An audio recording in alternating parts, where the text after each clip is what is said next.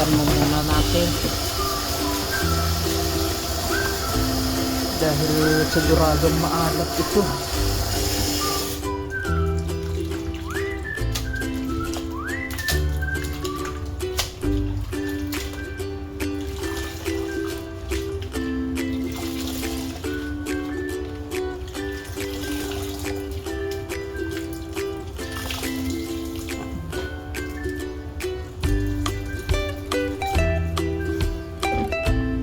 Medyo mahirap tigaan.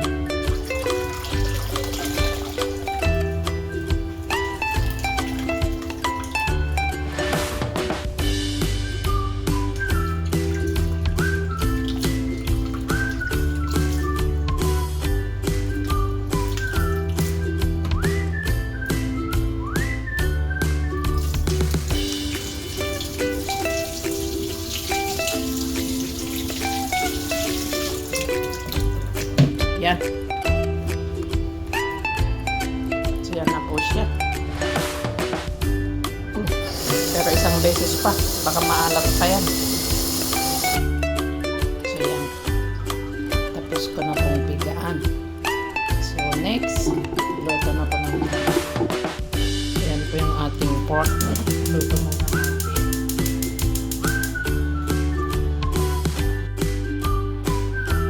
Lagyan po natin ang asin.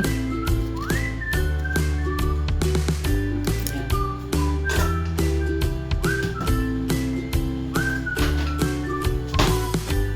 Haluin po natin.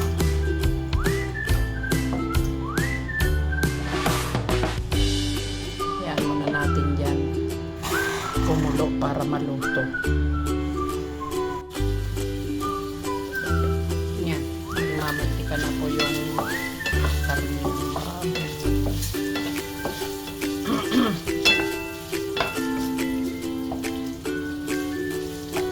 Yan, ayan lang natin dyan muna na lumabas yung mantika niya. Takpan po natin. So, yan na po yung ating pork. Pwede na po natin ilagay.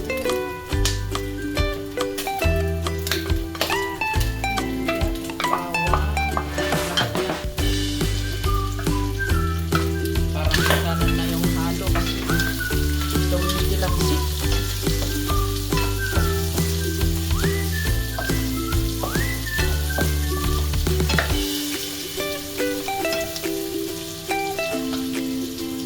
Yan, so lutuin muna natin yan. Bawang, luya, saka yung garlic niya.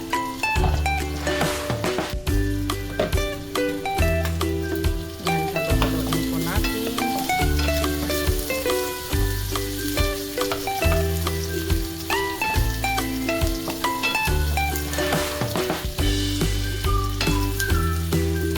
Ilagay na po natin itong gata.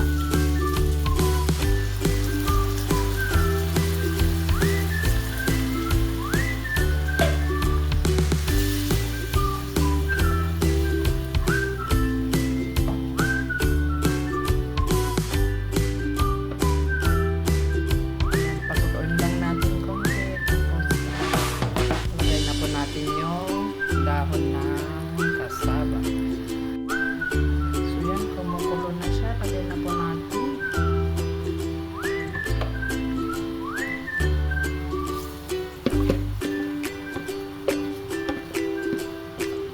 I hope masarap siya. Kasi first time ko pong magluto nito. It's my first time. I hope katulad lang siya ng laing na niluto ko na.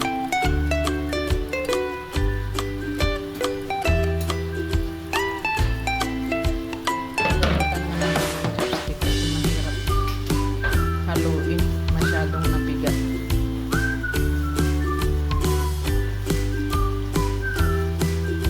Mukhang kulang na yung kanyang gata. Siguro ito tubigan ko na lang.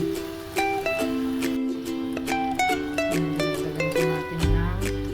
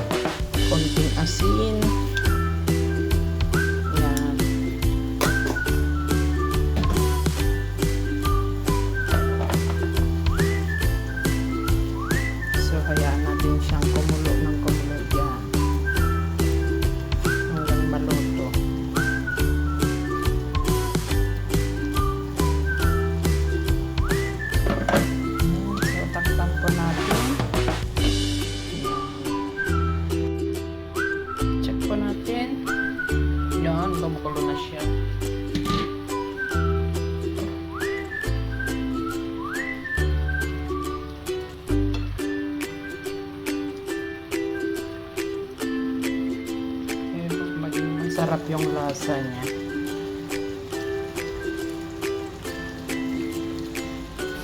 Anyway, it's my first time to cook this. Try lang. Yan, ilagay na po natin yung sili. Dalawang sili. Saka yung isang sili, hinati ko yung pulang sili.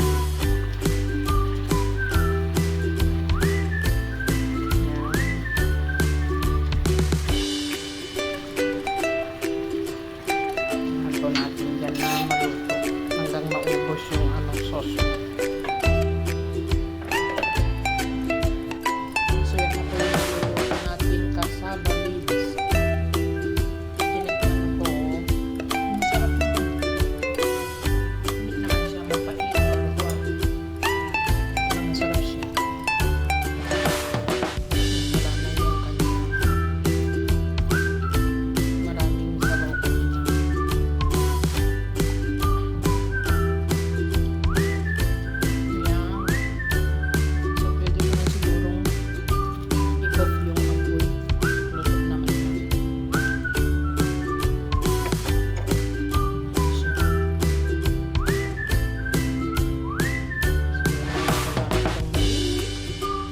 Pagsama sa atin sa pagluluto ko ng